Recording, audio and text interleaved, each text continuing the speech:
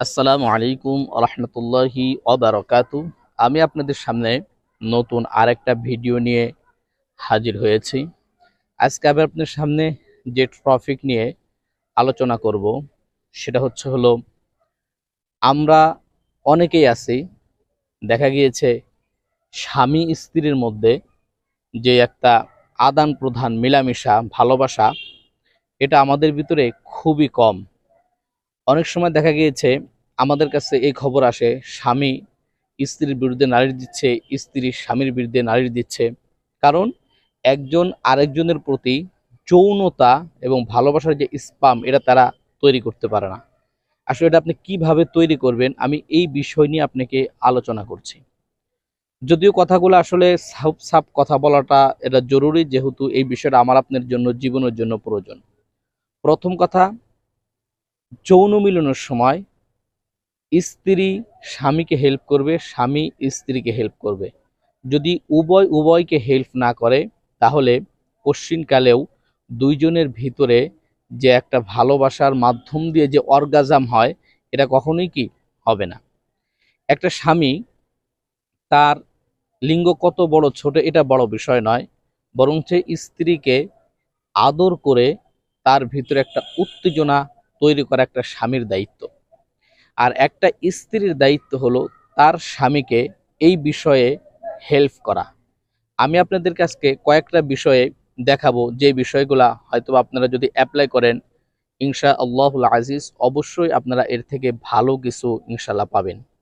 প্রথম কথা, এই ধরেন আপনাদেরকে আমি দেখাচ্ছি, এই যে একটা ধরেন একটা, এটা পেনিস।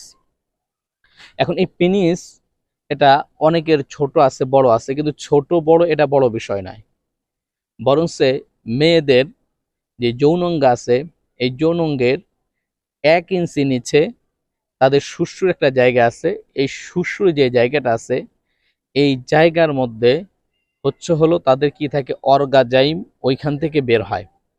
কিন্তু আমরা কি করি, মনে করি পেনিস অনেক বড় হলেই হবে, যার কারণে আমরা এই চিন্তাধারা করি। আসলে এটা নয়। আপনি বারবার স্পাম করবেন, অর্থাৎ স্ত্রীকে আপনার প্রতি মোতাওয়াজ্জা করবেন, আপনার প্রতি মনোযোগী করবেন, আপনার প্রতি উৎপল্ল করবেন এবং আপনার প্রতি তার ভালোবাসা সৃষ্টি করবেন। সেটা কিভাবে করবেন? আপনি আপনার যে পিনিসটা, এটা আপনি আপনার স্ত্রীর যৌনাঙ্গের ভিতরে দেওয়ার পরে সেটা পুরাটুক ঢুকাবেন না, অল্প একটু দেওয়ার পরে তার মাঝে এটাকে ঘোরাঘুরি করবেন।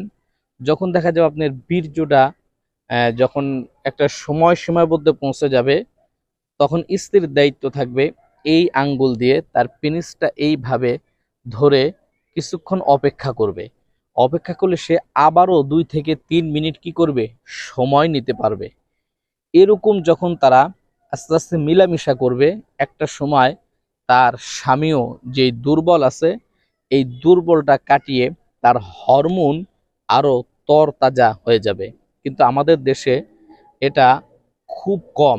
স্ত্রীরা স্বামীকে সময় দিতে চায় না, তিনি একপাশে চুপ করে শুয়ে থাকেন। স্বামী আসে, তাকে যে একটা আদর দিবে, ভালোবাসা দিবে, বা দুইজন যে একটা বন্টনিটিস করবে, দুইজনের ভিতরে যে একটা ভালোবাসার কথা হবে, দুইজন যে এর প্রতি আগ্রহ চাহিদা, এটা আমাদের ভিতরে কি হয় না। যার কারণে আমরা উত্তেজনা অর্থাৎ ভালোবাসার যে বিষয়টা, এটা আমাদের স্বামী স্ত্রীর ভিতরে আমরা করতে পারি না। কিন্তু যখন মানুষ পরকীয়া করতে যায়, তখন কিন্তু এই বিষয়গুলো তারা অনুভব করে বিধায় এই বাংলাদেশের জাতি এবং বিশ্বের মধ্যে এই পরকীয়ার প্রভাবটা বেশি বিস্তার করেছে। যদি তারা এই পরকীয়া তখনই বন্ধ হয়ে যেত, যদি স্বামী স্ত্রী যদি যৌন মিলতে কি পেত, তৃপ্তি পাইতো। কিন্তু স্বামী যদি তৃপ্তি পায়, স্ত্রী পায় না, স্ত্রী যদি তৃপ্তি পায়, স্বামী পায় না। স্বামী যেভাবে চায় সেইভাবে স্ত্রী থাকে না, স্ত্রী যেভাবে চায় স্বামী সেইভাবে কি থাকে না। অর্থাৎ স্বামী চায় যে তার স্ত্রী সবসময় একটা সৌন্দর্যভাবে থাকুক, তার স্ত্রী একটু সেজে গুজে থাকুক, সবসময় তাকে একটু কেয়ারলেস করুক। আবার স্ত্রীও চায় স্বামীর ব্যাপারটা, যে সে এত ঘন ঘন আসে কেন, বা বারবার করে কেন। ঠিক আছে, কিন্তু এই যে একটা যৌন মিলন যে আসলে শরীরের জন্য একটা উপকারী বিষয়, এই বিষয়ে তাদের কি থাকে না, ধারণা থাকে না। তো এই জন্য ঔষধ বড়ির চাইতে সবচাইতে কি একজন আরেকজনের মন বুঝতে হবে এবং একজন আরেকজনকে এই যৌন মিলনের ব্যাপারে হেল্প করতে হবে। আশা করি ইনশাল্লাহ আপনারা আমার ভিডিওটা পুরোপুরি দেখবেন, কেউ আসলে খারাপ মাইন্ডে নেবেন না। বর্তমান প্রেক্ষাপটকে নিয়ে আমি কথাটা বলেছি।